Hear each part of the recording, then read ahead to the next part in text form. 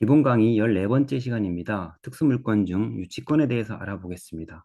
유치권은 민법에서 규정을 하고 있는데 민법적으로 공부를 하면 어렵고 복잡하니 좀 쉽게 설명을 드리겠습니다. 경매에서 문제되는 유치권은 공사를 하고 공사 대금을 받지 못한 경우에 자신이 공사 대금을 받을 때까지 그 공사한 현장을 비켜주지 않는 권리입니다. 유치권이 성립을 하려면 첫 번째는 공사대금 채권이 있어야 되고 그 다음은 점유를 계속하고 있어야 됩니다. 이 점유는 경매 개시 결정 전에 이미 점유를 시작하여야 하고 점유는 적법하게 계속되어야 합니다. 유치권의 신고가 반드시 있어야 되느냐 이렇게 물어보시는 분이 있는데 유치권의 신고는 유치권 성립 요건의 필수 요건은 아닙니다.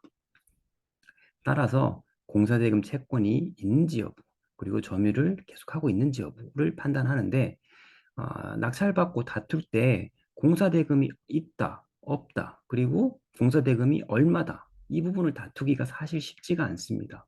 그래서 유치권을 다툴 때에는 점유 부분을 보통 문제 삼고 이 부분을 가지고 다툽니다.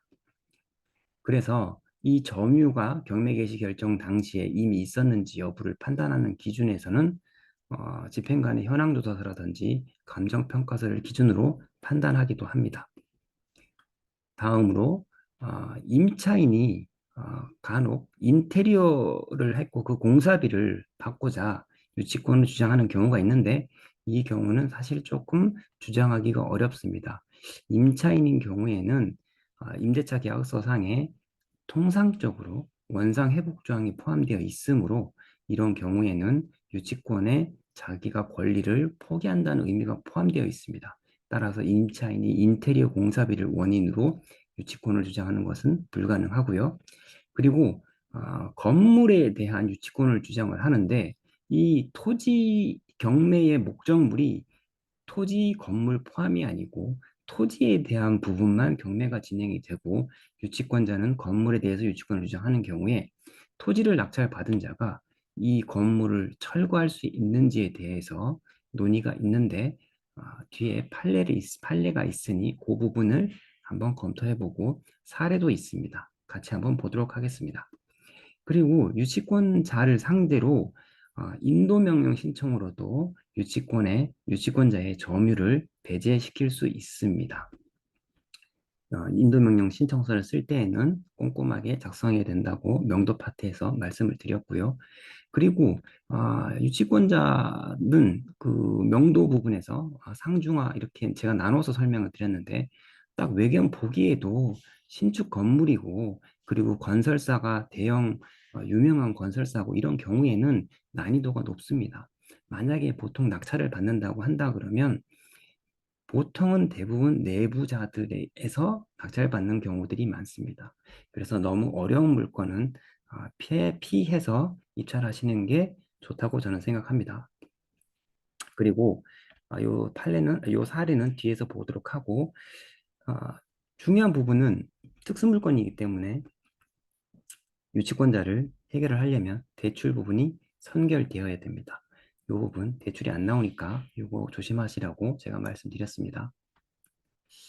앞에서도 한번 말씀을 드렸는데 대출 파트에서 요 사례입니다. 이 사례에서는 유치권자가 8억을 주장을 했는데 8억을 주장했는데 왜 유치권이 성립 안 된다고 제가 말씀을 드렸나요? 여기 보시면 임차인이 점유하고 있다는 사실이 너무나 명백합니다. 여기 현황조사서를 보면. 따라서 유치권의 점유의 계속 부분에서도 이미 다 배제가 됩니다. 따라서 유치권은 주장하기 어렵고 이 유치권자를 상대로 인도명령이 결정됐고요. 유치권자는 인도명령 결정되기 전까지는 당연히 자기들이 공사대금을 받을 수 있다고 생각을 하다가 유치권자에 대해서 인도명령 결정이 나고 나서는 아주 협상이 일사천리로 해결이 되었습니다. 요건은 인천에 있는 강화도에 있는 주택입니다. 주택이고 토지와 건물이 다 경매로 나왔습니다. 근데 입찰자가 7명이나 있고요. 유치권 신고가 들어왔다 하더라도 요즘에는 좀 그렇게 어렵지 않은 유치권은 입찰자가 많이 들어옵니다. 여기 보면 유치권 행사 중이라고 되어 있고 전화번호까지 기재가 되어 있었습니다. 매각물권 명세서를 보면 이 건은 지금 여기가 토지가 농지로 되어 있었습니다. 그러니까 농지 취득 자격 증명이 필요하다. 이런 내용이 붙어 있습니다. 농지증이 필요하다. 그리고 여기 보면 주택 신축 공사가 중단된 상태로 유치권 행사 중이다. 이런 내용이 포함되어 있습니다. 이 건도 근데 좀 조사를 하다 보면 이 점유 부분에서 좀 문제가 많다라는 것이 확인이 됩니다. 그래서 아마 입찰자들이 그 부분을 알고서 이렇게 많이 입찰한 것이 아닌가 생각이 듭니다. 그 다음 요 물건은 김포에 있는 토지만 매각입니다. 토지. 그런데 사진을 보시면 위에 공사를 한 흔적이 보입니다. 보이시죠? 공사한 흔적이. 그리고 여기 현황조사, 저기 뭐냐, 매각물권 명세서를 보더라도 여기에 나타납니다. 건설회사로부터 공사대금 4억 정도의 유치권 신고가 있다. 그런 내용이 있고, 이 물건 자체가 농지, 전이기 때문에 전에 대해서는 농지증이 자격을 요한다.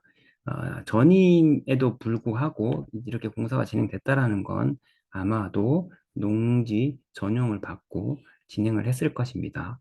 다만 지목만 변경 안 했기 때문에 지목이 전으로 남아 있었을 것입니다.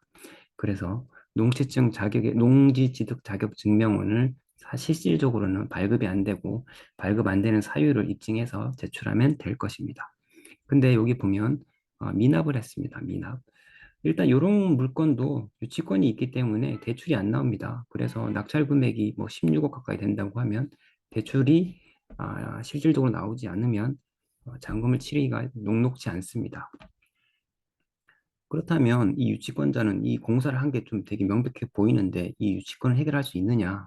이렇게 생각을 할 수가 있습니다. 이게 좀 어려워 보이지 않느냐? 그런데 여기 판례, 아까 말씀드렸던 판례를 한번 소개해 드리겠습니다.